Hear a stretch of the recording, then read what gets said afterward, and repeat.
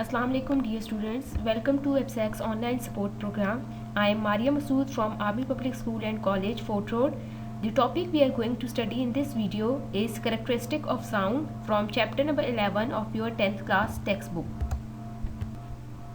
At the end of this video, students will be able to understand the characteristic of sound, which includes loudness and the factors affecting the loudness of sound, pitch and quality of the sound.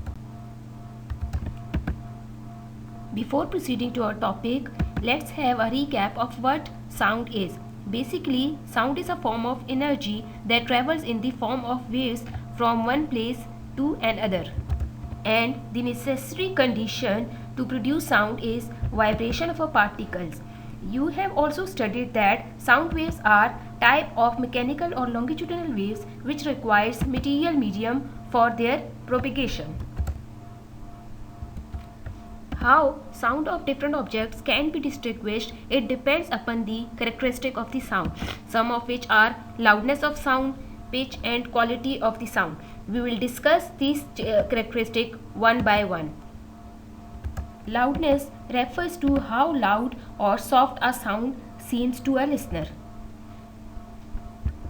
Or loudness can be defined as the characteristic of the sound by which loud and faint sounds can be distinguished. It is determined by amount of energy in sound waves. Greater the energy used to make a sound, louder will be the sound. Loudness of sound depends upon number of factors, which includes amplitude of the vibrating body, area of the vibrating body and the distance from the vibrating body. Loudness of sound depends upon the amplitude of the vibrating body. Let's recall what amplitude is. Amplitude is the maximum displacement of vibrating particles of the medium from their mean position. As the amplitude of vibration of particles increases, the sound will also increase. Now let's take an example of guitar. Initially, when we pluck the strings of guitar, it starts vibrating with low amplitude. When we apply more energy to pull the strings will vibrate with large amplitude, which in turn produce a loud sound. As shown in figure 1, when amplitude is small, soft or low sound is produced, but when amplitude becomes large in figure 2, loud sound will be produced. The second factor on which loudness depends is area of the vibrating body. Greater the area of the vibrating body, louder is the sound produced. For example, if you take two drums, one small and the other big, and beat both of them to produce vibrations, you will notice that the sound produced from the big drum is louder because of its large vibrating area as compared to sound produced from small drum. Similarly, if we strike a tuning fork on a rubber pad, a feeble or faint sound would be heard.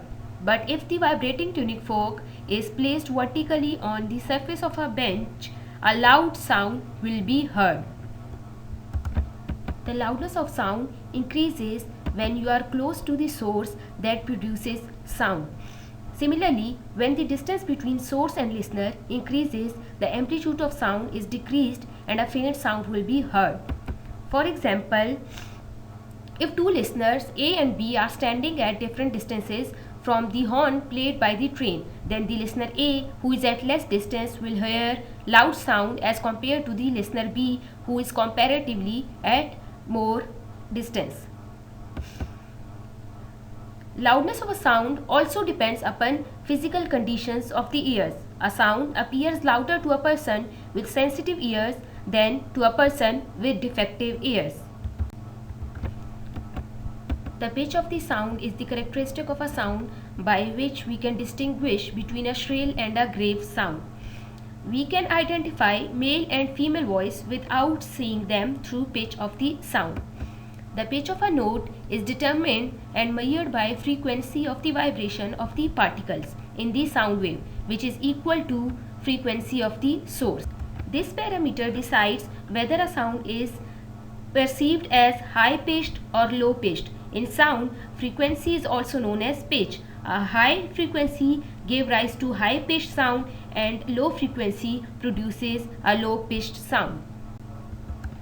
Now let's discuss some examples of high-pitched and low-pitched sound. If an object vibrates fast, it makes a high-pitched sound, for example, sound produced by a bell or a whistle. And if an object vibrates low, it will make a low-pitched sound, for example, sound produced by a large drum. The frequency of voice of ladies and children is higher than that of men. So, the voice of ladies and children are shrill and of high pitch. The human ear can only recognize sounds in certain frequency range. This range of frequency is called audible sound. The lowest note, which can be distinguished by an average person, has a frequency of about 20 Hz, while that of a high audible note is about 20,000 Hz. So, an average person can hear sound having frequency between 20 to 20,000 Hz. Sound with frequency below 20 Hz and above 20,000 Hz is called inaudible sound.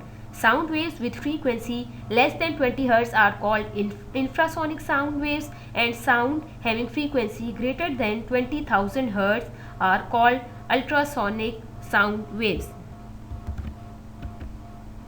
The audible frequency range for dogs is much higher than human. Some people use silent whistles to call dogs having frequency range from 20,000 Hz to 25,000 Hz, which is silent for human but not for the dogs. Thin-walled glass goblets can vibrate when hit by a sound waves. This is due to a phenomena called resonance, in which frequency of the applied force is equal to natural frequency of the system on which it acts. For example, some singers can produce loud note of particular frequency such that it vibrates the glass so much that it shatters. The characteristic of sound by which we can distinguish between two sounds of same loudness and pitch is known as quality of the sound.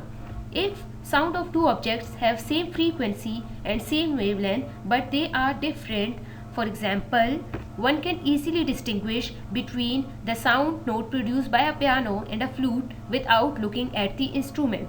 This is due to the difference in quality of these notes. The difference in quality is due to varying vibrations of sound source. The word timbre also describes the term quality. As different sources produce different sounds, the timbre helps to distinguish between them.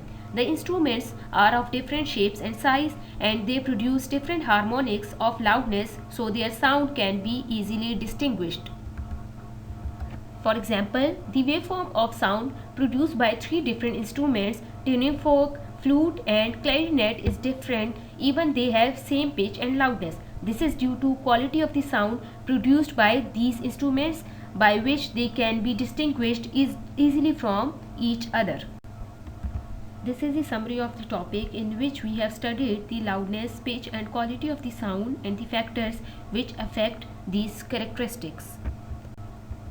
I hope you all understood this lecture, and now you will be able to answer the following questions given on page number 22 of your textbook. Think about it and discuss it with your teacher. Thank you.